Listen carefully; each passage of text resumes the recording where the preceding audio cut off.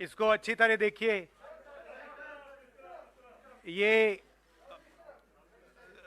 दुनिया का एक सबसे जरूरी फाइनेंशियल न्यूज़पेपर है, फाइनेंशियल टाइम्स ऑफ लंदन। इसमें Adani and the mysterious coal price rise, लंबी कहानी है। पहले हमने 20,000 करोड़ रुपए की बात की थी और सवाल पूछा था ये पैसा किसका है, कहां से आया। अब पता लगता है 20,000 करोड़ का फिगर गलत था, उसमें 12,000 करोड़ और ऐड हो गए हैं, तो अब टोटल फिगर 32,000 करोड़ का हो गया है। अदानी जी इंडोनेशिया में कोयला खरीदते हैं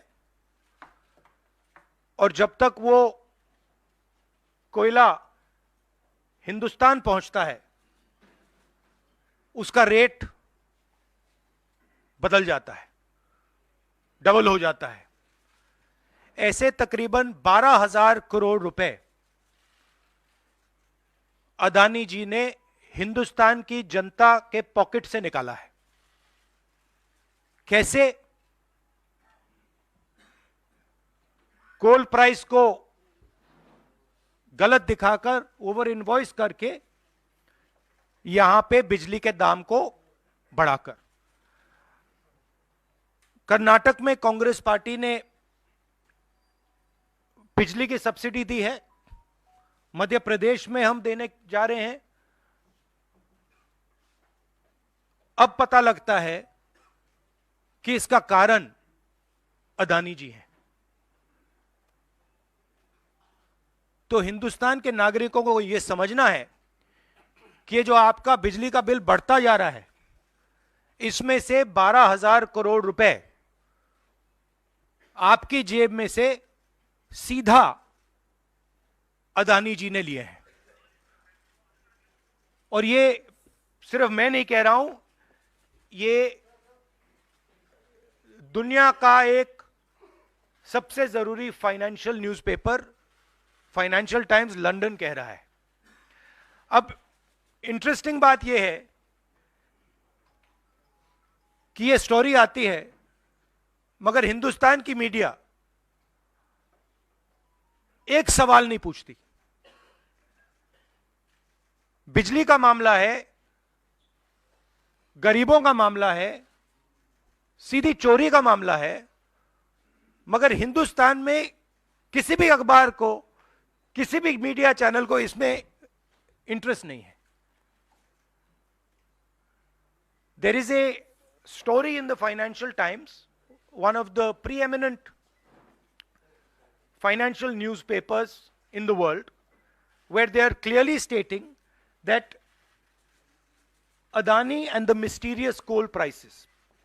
Mr. Adani buys coal in Indonesia, and by the time the coal arrives in India, its price doubles, and he has taken approximately 12,000 crores from the pockets of the poorest people in India. Our electricity prices are going up, बिजली के दाम बढ़ते जा रहे हैं, और अदानी जी over invoicing करते हैं, पैसा गरीबों की जेब से लेते हैं. He takes money from the poorest people. Interesting question to me. The Financial Times has a huge story. This story would bring down any government. This is direct theft by a man who has been protected again and again and again by the Prime Minister of India. And the surprising thing is, not a single Indian newspaper is interested in picking up this story. Not a single media channel is interested in picking up this story. We are giving electricity subsidies in Karnataka and Madhya Pradesh. And while we are giving electricity subsidies, Mr. Adani is over-invoicing coal and stealing directly from the people of India. And I don't understand why the Prime Minister doesn't comment on this. This cannot happen without the protection of the Prime Minister of India. It is impossible. So the question is, why is there no action being taken on this gentleman? Now, I have a CC meeting, so if you have a couple of questions on this topic, because I would like you not to distract from this topic. So if you have a couple of questions in this topic, I'm happy to answer them.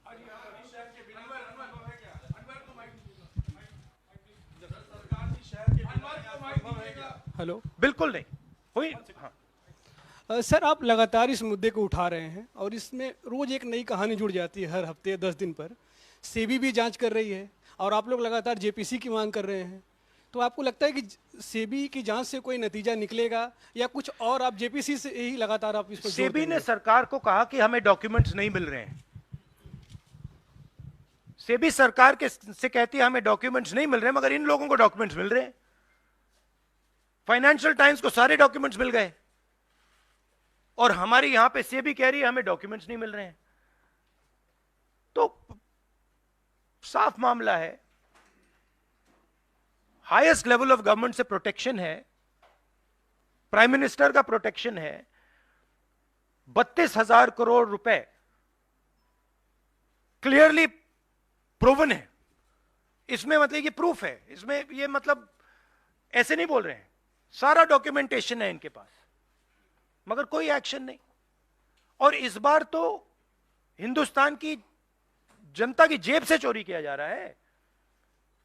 बिजली bill जब आप पंखा चलाते हो, गरीब लोग पंखा चलाते हैं, ट्यूबलाइट चलाते हैं, तो याद रखिए जब आप बटन दबा रहे हो, जैसे ही आप बटन दबाते हो, ये जैसे मैंने अभी ये स्विच दबाया, वैसे अदानी जी के जेब में पैसा जाता है। और करवा कौन रहा है? अदानी जी की रक्षा कौन कर रहा है? हिंदुस्तान का प्रधानमंत्री।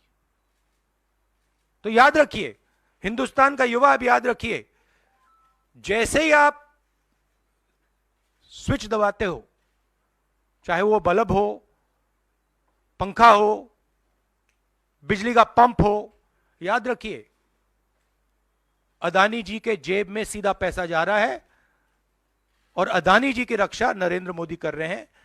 32,000 करोड़ रुपए तो हमने दिखा दिया है, पता नहीं और कितना है।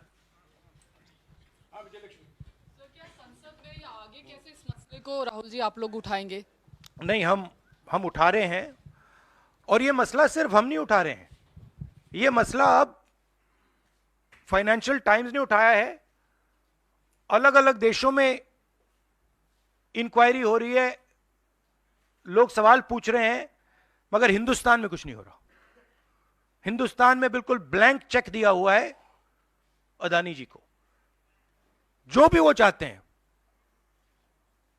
Electricity, power, ports, airports, agriculture, जो भी वो करना चाहते हैं कर सकते हैं, कोई इन्वेस्टिगेशन नहीं होगा। भाइयों और बहनों, 32,000 करोड़ रुपए, ये नंबर आप याद रखिए, और आस्ते आस्ते ये बढ़ता जाएगा, क्योंकि ये आखिरी कहानी नहीं है, ऐसी बहुत और आएंगी। बढ़ता जाएगा। और याद रखिए, जब आप बिजली का प्रयोग करते हैं, अदानी जी ओवर इनवॉइसिंग करके आपके जेब में से पैसा निकाल रहे हैं। हर यूनिट में आपसे पैसा लिया जा रहा है। और मैं सिर्फ एक सवाल पूछ रहा हूं भाइयों और बहनों, युवाओं, प्रधानमंत्री अदानी जी की इंक्वायरी क्यों नहीं करा रहे हैं? एक बार नहीं, अनेक बार सवाल उठे हैं। हमने पार्लियामेंट में बात उठाई, पब्लिक मीटिंग्स में हम कहते हैं, प्रेस कॉन्फ्रेंस में हम कहते हैं, अदानी जी में क्या बात है कि हिंदुस्तान की सरकार उन पर कोई भी इन्वेस्टिगेशन नहीं करा सकती, उन पर कोई सवाल नहीं पूछ सकती? इसका कारण क्या है? इसके पीछे कौन सी शक्ति है? पूरा देश जानता है। यह है कि लगातार आपने इस मामले को मुंबई के भीतर उठाया, वहां भी आपने की, लगातार आप संसद से लेकर सड़क तक इस मामले को उठा रहे हैं, लेकिन कोई कार्रवाई नहीं हो रही है। कांग्रेस पार्टी के पास, राहुल गांधी के पास अब क्या रास्ता बचता है इस मामले को ऐसा उठाएं कि असर हो कम से कम? नहीं, देखिए, असर हो रहा है, क्योंकि जो प्रधानमंत्री की क्रेडिबिलिटी है उस पर सवाल उठ रहा है। और सारे लोग जानते हैं, हिंदुस्तान के लोग सब जानते हैं कि जो अदानी जी की मदद की जा रही है, जो उनको प्रोटेक्शन दिया जा रहा है, वो सिर्फ एक व्यक्ति दे सकता है, दूसरा व्यक्ति नहीं दे सकता। ये गांव गांव में लोगों को मालूम है, और गांव गांव में लोगों को मालूम है कि अदानी जी ने भ्रष्टाचार किया है, चोरी की है, यहां पे ओवर इनवॉइसिंग की है, 20,000 करोड़ रुपए का मामला उठा है, पूरा देश जानता है। तो मैं प्रधानमंत्री की मदद करने की कोशिश कर रहा हूं।